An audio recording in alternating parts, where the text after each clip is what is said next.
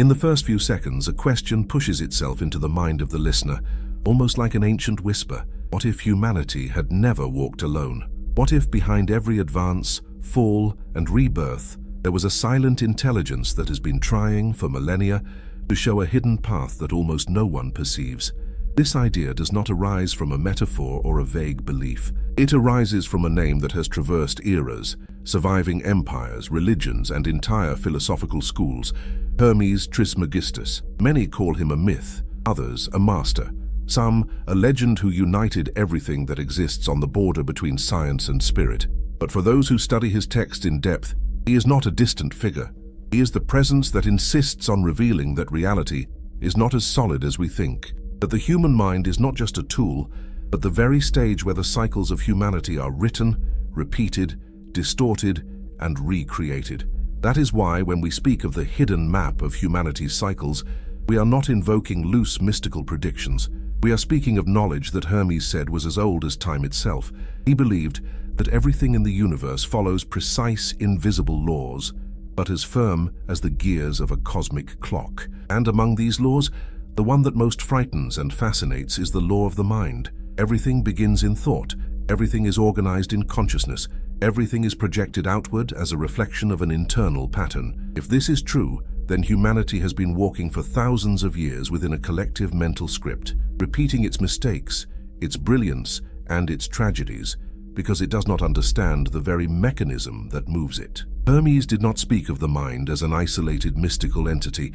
For him, the mind was a structuring force, the invisible plane where all possible futures condense before manifesting in form, society, or destiny. He said that civilizations are only born because first there is a collective mental impulse that vibrates, organizes itself, and takes form. And if this impulse is lost, civilization is also lost. This statement is disconcerting because it suggests that the great movements of history do not happen by chance. They respond to mental and vibrational flows that humanity ignores because it lives trapped in appearances. However, ignoring these forces does not prevent them from acting. On the contrary, it makes humanity a hostage to patterns that it itself creates without realizing it. At this point, a silent conflict arises. If everything is mental, and if humanity's cycles follow an invisible map, why has no civilization managed to escape final decay? Hermes answered with something unsettling. Because humanity insists on believing that it dominates reality solely through technology, power, or material knowledge. It forgets that without consciousness, any progress becomes an illusion. This collective forgetfulness is the first indication that a cycle is about to change. And history proves this countless times. When societies began to believe they were invincible, it was precisely the moment when they were most vulnerable. Decline doesn't begin with wars, famines, or political upheavals. It begins when the mind that sustains civilization loses clarity, balance, and purpose. Hermes suggested that humanity is like an organism that breathes through entire eras. At times it expands, at others it contracts. He called this correspondence. What happens on a macro level reflects what happens on a micro level. If an individual loses the meaning of their own life, they enter a crisis. If an entire society loses its meaning, it collapses. This idea seems simple, but it is profound because it unites psychology, philosophy, and history in a single line. All empires have fallen for the same essential reason. They lost their connection to the principles that created them. They became excessively materialistic, excessively rational, or excessively proud. The vibration that was once creative became heavy, dissonant, fragmented, and when the vibration lowers, the reality it sustains also begins to crumble. At this point, an inevitable question arises. Are we experiencing this same process now? Hermes would say yes, because the collective mind of humanity today is saturated with paradoxes. There has never been so much information, but also never so much confusion. There has never been so much technology, but never so much emptiness. There has never been so much global connection, but never so many internal and external conflicts. These signs are not random. They are symptoms of a collective vibration that has lost its cohesion. Hermes would explain this calmly, saying that a scattered mind creates a fragmented world, and a fragmented world does not sustain an era of evolution. It sustains an era of transition.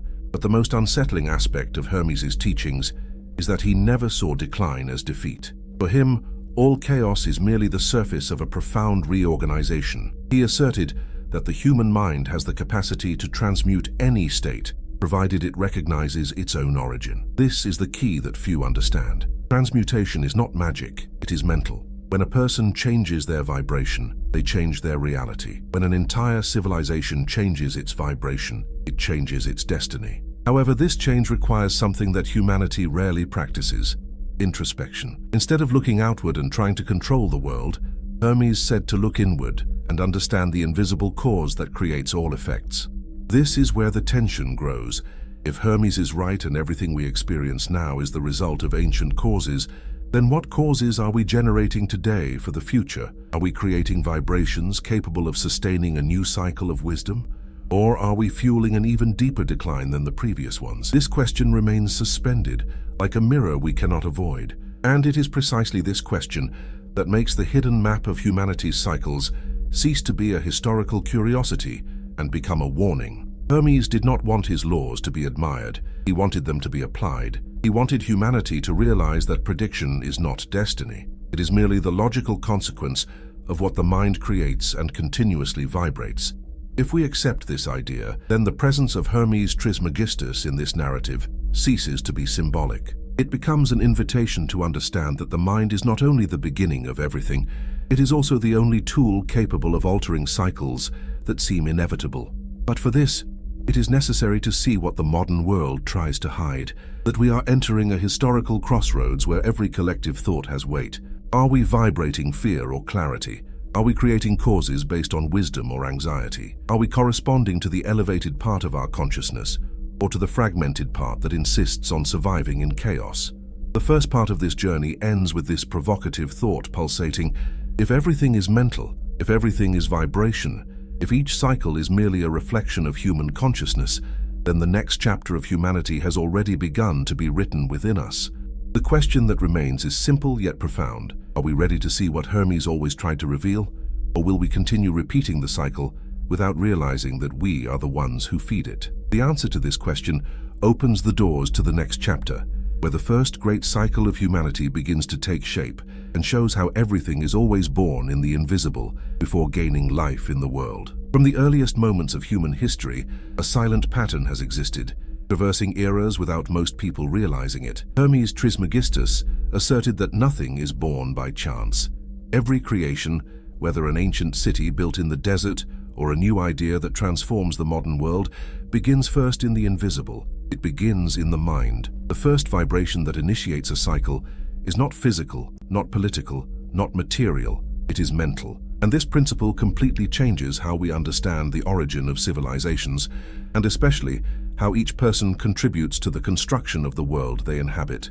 Hermes said that the human mind is not merely a tool for reasoning. It is a generative field, capable of shaping behaviors, environments, choices, and even collective destinies. This means that every advancement of humanity, from ancient rituals to current technologies, first arose as an idea vibrating insistently in someone or in many at the same time. It's fascinating to realize that this process continues to happen today, even if people don't recognize it. Think of a simple everyday scene. A person decides to learn something new, perhaps a musical instrument, a language, or a professional skill. The decision arises as an isolated thought, but over time it transforms their routine, their relationships, and even their opportunities. The initial thought, seemingly small, starts a personal cycle of change. Hermes said that the same thing happens on a social scale. A simple idea can ignite a movement capable of altering an entire era. When we realize this, we understand why ancient civilizations emerged with such force. It wasn't just the chance of geography or available natural resources. It was the collective vibration of entire peoples who felt the need to create structures, identity, knowledge, and spirituality. Hermes called this correspondence. What happens inside manifests outside. When a human group develops a common thought, it begins to generate forms, symbols, tools, and systems that translate this vibration. This was the case with cuneiform writing in Mesopotamia, with advanced mathematics in Egypt, and with the Mayan calendars that mapped the sky with impressive precision. These creations were not born because someone forced them. They were born because people vibrated in the same internal direction. It was a collective impulse that became inevitable. This understanding helps to realize that every civilizational birth is, in fact, a mirror of the expanded human mind. Civilization is merely the external projection of an internal state that was already ready to emerge. A simple way to observe this is to look at moments in history where the same type of invention appears in different places at the same time, even without direct contact between peoples. This happened with agriculture, metallurgy, the first alphabets, and even philosophy. Hermes would say that when the collective mind of humanity reaches a certain vibration, similar ideas arise simultaneously, as if they were seeds ready to germinate in multiple soils. The modern world calls this parallel evolution. Hermes called it vibrational correspondence, two different names for the same phenomenon. The mind creates patterns, and patterns create realities. But it's not just about great historical feats. The viewer experiences this every day without realizing it. When an entire society enters a similar emotional climate, be it enthusiasm, fear, or a search for solutions, coincidences begin to emerge. Films with similar themes appear, books that address the same issues, social movements that express the same discomfort, and even technological changes aligned with the needs of the moment. It's difficult to see this happening while we are immersed in the events, but when we look back, everything seems obvious. Hermes believed that nothing is a coincidence. Everything follows a mental flow that organizes itself coherently, even if it seems chaotic to those who observe it closely. This understanding opens the door to an uncomfortable reflection. If civilizations are born from mental vibration, then they can also be destroyed when that vibration loses strength. But before the fall, there is always the initial phase, the one in which everything seems possible. Hermes said that the birth of a new era begins when the human mind opens itself again to the unknown, when there is a desire for expansion, and when imagination becomes stronger than fear. This was the case with the Renaissance in Europe, which emerged after centuries of stagnation and darkness. Before art flourished, before science advanced, before new philosophers broke paradigms, there was first a collective mental awakening. People began to question, imagine, dream. And when the mind changes, reality has no choice but to follow suit. Interestingly, this process also appears in individual life. Imagine someone who, after a period of hardship, begins to feel small internal impulses again, a desire to reorganize their life, learn something new, seek new relationships, change old habits. Initially, none of this manifests immediately. They are merely ideas that arise in the depths of the mind, almost timidly. However, these thoughts are the seeds of a completely new cycle. Hermes saw in these moments the same movement that initiates the birth of a civilization. The scale changes, but the law is the same. The mind vibrates. The vibration creates form. The form creates reality. This understanding shows why Hermes insisted so much on the importance of understanding the mind as the central point of everything. He knew that no external transformation happens before it happens internally. This explains why ancient peoples built temples, pyramids, and complex systems of knowledge even without advanced technology. The force that drove them was not in the materials they possessed, but in the mental clarity they shared. When a society is internally aligned, it becomes capable of feats that seem impossible from a material point of view. When it is fragmented internally, nothing grand can be sustained. But there's a silent question running through this part of the journey. Are we entering a cycle of creation again? Or are we just repeating old patterns without realizing it? Hermes would say, it all depends on the collective mental state, and this state seems more unstable now than in many periods of history. However, instability doesn't necessarily mean destruction. It can mean birth. Every beginning is confusing. Every seed needs to break through its shell before emerging. Every new cycle requires a vibrational shift that is never simple, never organized, and never immediate. The suspense arises precisely here. Perhaps we are approaching another moment of origin, as significant as those that shaped ancient societies. But unlike in the past, humanity now possesses an awareness of its own influence on reality. This gives power, but also responsibility. And this responsibility becomes the central point of the reflection that concludes the second part. If we are creating, consciously or unconsciously, the next era of humanity, then we need to deeply understand what we are vibrating in the present. Ultimately, the question Hermes leaves echoing is direct, almost unsettling. Are we prepared to generate a new cycle of creation, or are we fueling a cycle of confusion that could delay evolution for centuries? The answer will not come from outside. It will come from how humanity chooses to think, feel, and act now. The next chapter of this journey will show how these impulses transform into expansion, power, and also risks when the collective mind grows faster than the wisdom that should guide it. The expansion of civilizations has always been seen as a natural consequence of human growth, but Hermes Trismegistus offered a much deeper explanation. For him, when a society begins to prosper, the collective vibration accelerates and opens up space for intellectual, spiritual, and material advancements. This movement doesn't happen because people suddenly become more intelligent, but because the collective mind tunes in to higher frequencies of creativity and exploration. This was the case with Athens during the rise of philosophy, with Egypt during the construction of temples, and with Renaissance societies that rekindled the value of knowledge. In all these moments, there was a mental leap before any physical leap. Hermes explained that expansion is not just growth, but the increase of the mental field that sustains reality. But within this expansion lies a paradox. The more the collective mind expands, the further humanity moves away from the simplicity of universal laws. People begin to believe that progress is eternal, that evolution is a straight, ever-increasing line, and that there is no limit to human power. It is at this moment, according to Hermes, that illusion arises. The vibration rises, but consciousness does not keep pace. It is as if a person gains strength before learning to balance it. Expansion transforms into excess, and excess opens doors to inevitable consequences. The law of cause and effect, silent until then, begins to accumulate results that will only be perceived much later. And here arises the question that troubles any prosperous society. To what extent can growth continue before collapsing under its own weight? This is not just a historical question, it is a current issue which permeates political, technological, and personal decisions. Hermes warned that when a civilization ignores internal causes, it ends up surprised by external effects. This explains why seemingly invincible empires crumbled in a matter of decades, even after centuries of glory. Their collective mind vibrated with expansion, but ignored balance. Modernity offers a clear example of this process.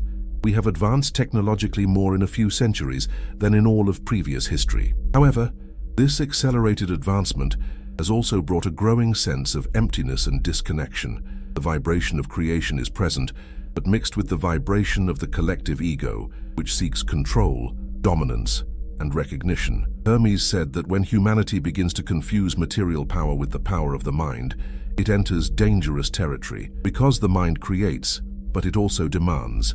Every action generates a response, even if that response takes generations to manifest.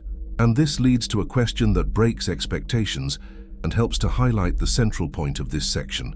Are we really moving forward, or are we just accelerating towards a wall we can't yet see? Modern science, without realizing it, reinforces some Hermetic principles by demonstrating how complex systems collapse when they grow too fast without internal reorganization. Ecosystems, financial markets, social networks, and even psychological structures follow similar patterns. The faster they expand, the more vulnerable they become when a single point of tension appears. Hermes would explain this as a vibrational imbalance. Too much energy distributed inconsistently creates distortions, and distortions always require correction. It's curious to note that many ancient cultures already knew this intuitively. The Chinese spoke of the cycle of rise and fall of dynasties. The Hindus described ages of light and ages of darkness. The Greeks philosophized about the exact measure of things, the balance between reason and passion. None of these traditions were created by chance. They all perceived the same truth. Expansion without awareness generates fragility, and fragility is the prelude to the fall. Hermes went further by connecting these observations to the law of vibration, stating that everything in the universe moves and transforms according to frequencies. When these frequencies become misaligned, collapse is not punishment, but the natural result of imbalance. This understanding leads to a deeper reflection. If all expansion generates shadows, how can a society grow without self-destruction? Hermes would say that this is only possible when expansion is accompanied by self-awareness. When humanity recognizes the limits of matter and the power of the mind, it avoids excesses. This also applies to each individual. A person can prosper emotionally, financially, or spiritually, but if they lose their inner alignment, their own success becomes the beginning of their downfall. This can be seen in everyday life. How many people achieve extraordinary results only to realize later that they have distanced themselves from themselves? How many companies prosper and, upon becoming too large, lose the focus that made them special? How many relationships begin strong and deteriorate because the initial expansion was not sustained with maturity? All of this points to the same principle. Unbalanced expansion creates invisible cracks, and these cracks, sooner or later, appear. This is the logic of the law of cause and effect applied to civilizations. What begins as curiosity becomes ambition. What was learning becomes pride. What was collaboration becomes dispute. And when the collective vibration changes in this way, the cycle inevitably moves towards a point of tension. Hermes observed this process clearly and said that the fall does not begin when a civilization loses territory or wealth. It begins when it loses the meaning of its own existence. When the creative vibration transforms into a vibration of possession and ego. This leads us to an essential question. How can we perceive when humanity is about to cross that invisible boundary that separates healthy growth from destructive expansion? Sometimes the signs are subtle. The constant rush, the sense of urgency, the pursuit of more without knowing why, the competitiveness that surpasses cooperation, the increase in social anxiety. These are symptoms of a collective mind that is moving away from universal laws.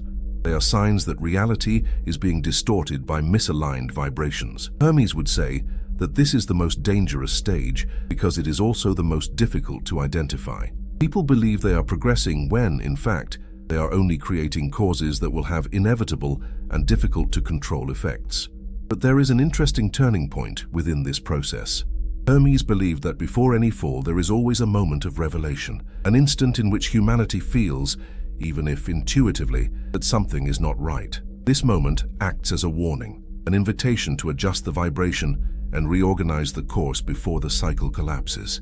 Are we living through this moment now?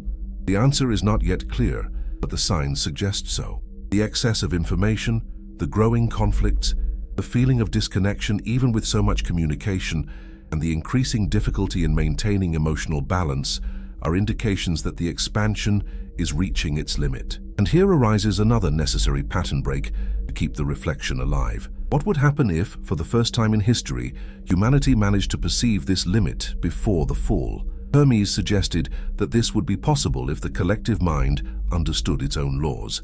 If humanity recognized that every vibrational action generates a return, perhaps it would be able to reorganize the cycle and avoid the predicted collapse. This does not mean stopping progress, but balancing intention and expansion. It means understanding that technology without consciousness generates dependence. Power without wisdom generates abuse. Growth without purpose generates emptiness. In the end, the third part of this journey shows that expansion is not merely a flash of grandeur. It is also the beginning of a profound tension that demands attention. Hermes reminds us that universal laws operate independently of whether human beings believe in them or not, and the greatest of these, in this context, is simple. Everything that grows beyond what it can sustain returns to its origin to begin again. Are we approaching this point? Are we creating causes that will lead to an unexpected effect? These questions remain open as we move into the next phase of the cycle, where decline ceases to be a distant possibility and approaches as a logical consequence of the imbalance that began silently in the human mind. The decline of a civilization rarely begins with a major disaster. It usually begins with something much more subtle, a loss of meaning. Hermes Trismegistus stated that when a society deviates from the laws that underpin its own birth, it enters a state of disharmony that slowly spreads through institutions, beliefs, and collective behavior. It's like a vibration losing its rhythm. At first, nothing seems out of place. Creation continues, the economy grows, people live as they always have. But inside, something begins to break, and this silent breakdown is the true harbinger of the end. The fall doesn't first appear in the physical world, it appears in the mind, when the vibration that once united people fragments in multiple directions. This idea may seem abstract, but it becomes clear when we observe significant historical moments. Before ancient Rome officially fell, documents show that trust in rulers had plummeted. Roman writers reported that new generations no longer understood the purpose of their existence. Violence increased internally while the empire still appeared strong externally. Modern social archaeology research indicates that, 100 years before the fall, cohesion between classes was already seriously compromised. Hermes would explain this as a loss of correspondence. When a people's internal vision no longer corresponds to the world they have built, the two begin to clash. A more recent example is the collapse of the Bronze Age, around 1200 BC. Studies show that dozens of flourishing civilizations disappeared in a few decades. Many attributed this to wars or natural disasters, but archaeological research points to something deeper: disruption of trade routes, social ruptures, and loss of trust between groups that previously cooperated. Hermes would say that this type of rupture does not begin in the physical world, but in the mental vibration that sustains human relationships. When the vibration weakens, the social fabric loses its capacity to regenerate. Decay then becomes a natural consequence, not a surprise. And this brings us to the most sensitive point of the idea of decline. It is not punishment. It is not retribution from universal laws, nor the result of an external evil force. It is simply the reflection of a vibration that has ceased to sustain itself. When a society abandons its core principles and begins to act in disagreement with its own identity, it becomes at odds with itself. Internal conflict grows. Fear spreads. The collective purpose dissolves. It is at this moment that destruction not only becomes possible, it becomes inevitable. Hermes said that the mind is the engine of everything, and when this engine loses its coherence, the entire structure of reality begins to unravel. The current world offers clear signs of this process.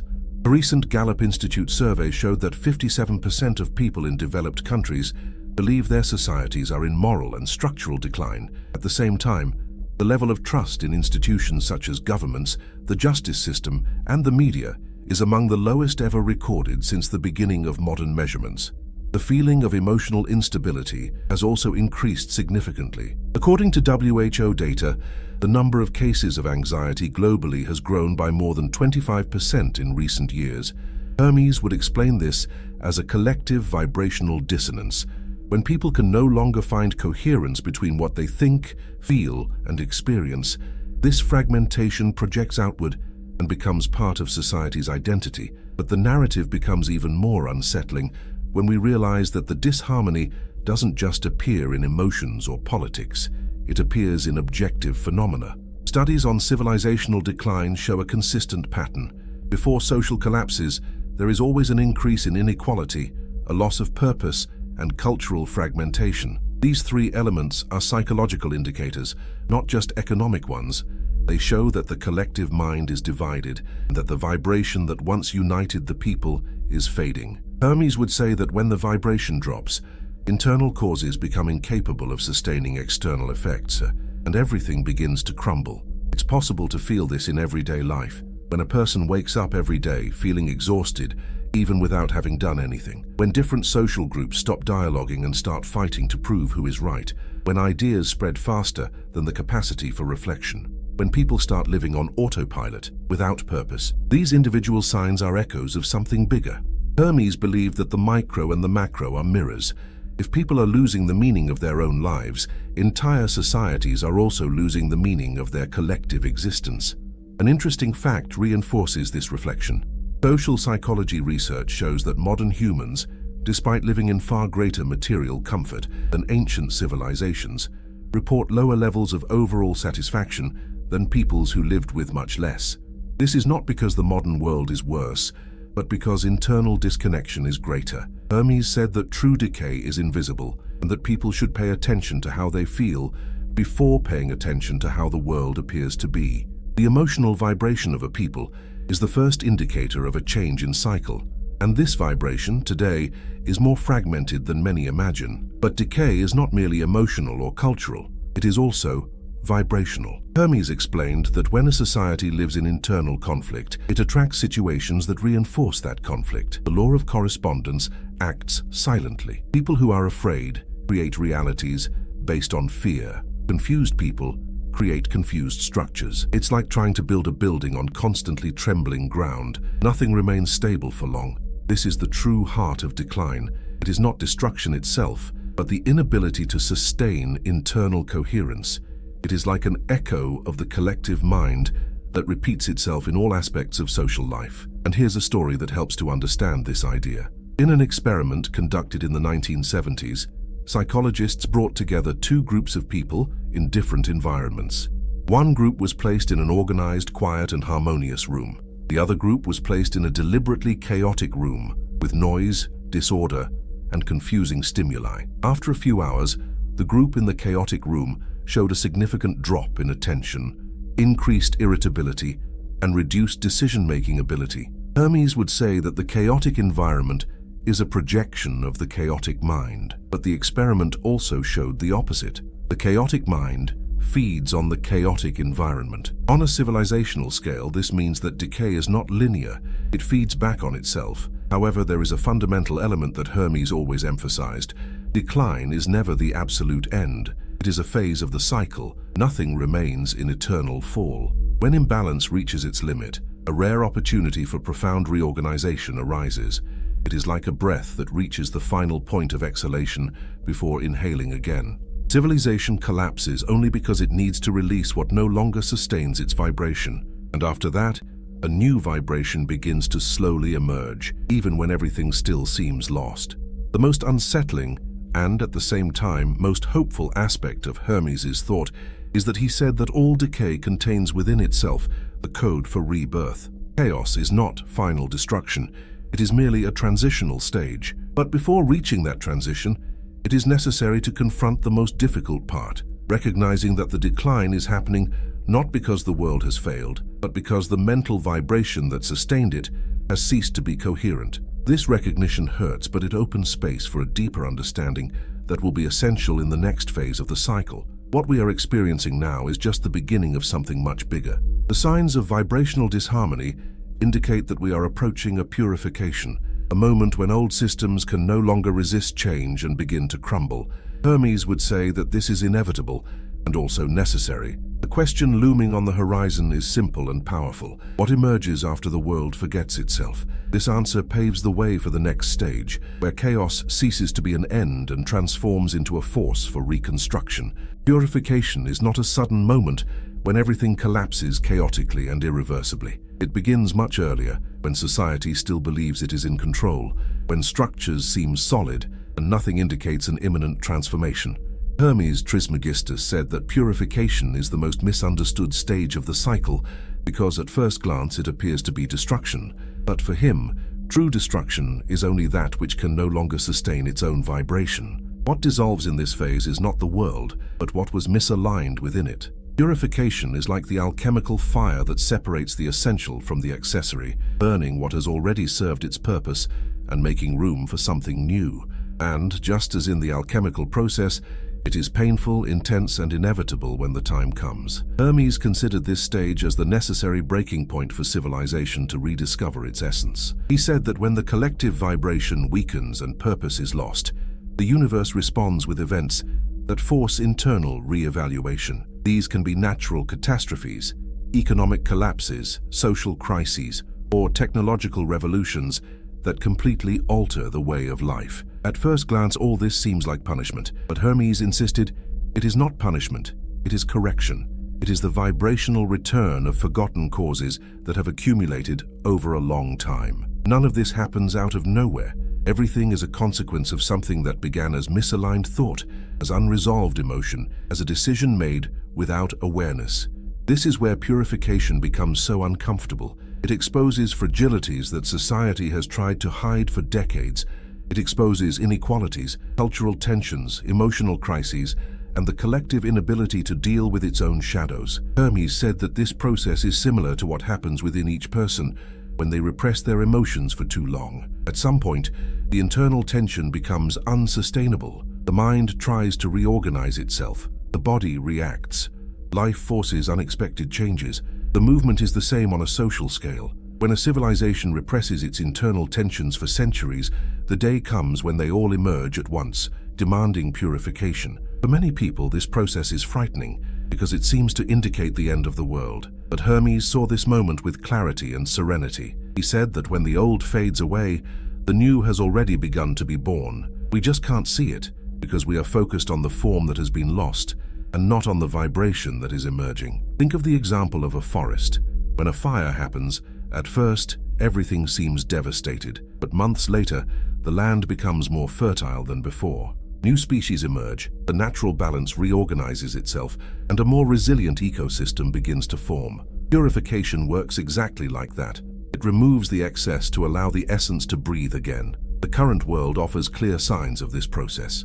Environmental crises, economic instabilities, social conflicts, and profound technological transformations show that we are going through a phase of simultaneous collapse and reorganization. It is curious to observe that at the same time that traditional structures weaken, new forms of knowledge, medicine, communication, and consciousness are emerging with surprising force. Hermes would explain this by saying that humanity's vibration is being forcibly raised, pushed to a new stage of perception. And as happens in any process of vibrational change, discomfort comes first, balance follows. A practical example of this process is the increasing advancement of artificial intelligence, biotechnology, and global interconnection technologies. Although they generate uncertainty and fear in many people, they also reveal an unprecedented expansion of possibilities. Purification not only eliminates old systems, but it also creates conditions for new paths that previously seemed inaccessible to emerge. Hermes believed that in this phase of the cycle, humanity finds opportunities that would never have existed if the old had remained intact. It is the moment when creativity flourishes most intensely because it is born from the need to reinvent oneself. But this transformation doesn't just happen externally, it happens within each person experiencing this period. Hermes said that when the collective vibration clashes, people begin to question everything they believe to be solid. Careers that seem stable cease to make sense. Relationships enter a crisis. Personal values are put to the test. Profound questions arise. Who am I? What is the purpose of my life? What really matters? This discomfort is part of the purification. It's not a sign that life is falling apart. It's a sign that you are being called to abandon old versions of yourself. The most fascinating aspect of this phase is that it carries a specific kind of tension, the feeling that something very big is about to happen. Not necessarily something negative, but something transformative. Hermes called this the threshold vibration. It's like the moment when boiling water is about to turn into steam. Change is inevitable, but no one knows exactly what the new form will be. This uncertainty provokes fear in some, but awakens curiosity and courage in others. It is precisely this mixture of emotions that drives transmutation, and just as nature goes through cycles of destruction and renewal, so does the human mind. Recent studies on neuroplasticity show that the brain is capable of completely reorganizing itself after profound crises. People who face difficult times often emerge with more clarity, more strength, and more wisdom than they had before. Hermes used this example to explain that inner purification always accompanies outer purification. When a cycle ends, it leaves behind empty space which, although frightening, is essential for receiving a new vibration. Modern society is experiencing something similar. While a landscape of uncertainty is forming, at the same time there is a growing interest in self-knowledge, mental health, spirituality, and alternative ways of understanding reality. Hermes would say this is no coincidence. It's a vibrational response. The more chaos manifests outside, the stronger the call for internal reorganization. This dual movement creates the perfect ground for profound transformation. Purification then ceases to be merely pain and becomes an opportunity. It opens doors that only emerge when what existed before becomes unsustainable. Some may ask if there is a way to avoid this phase. Hermes always answered that avoidance is not possible, but understanding is. And understanding changes everything, because it allows one to go through this phase with less resistance. When people understand that purification is not an enemy, but an ally, they stop seeing collapse as an absolute tragedy. They begin to see it as a transition. This change of perspective is powerful. A society that understands its own purification process does not despair. It reinvents itself. Sometimes the viewer may feel that their own life is going through something similar. Losses, ruptures, abrupt changes.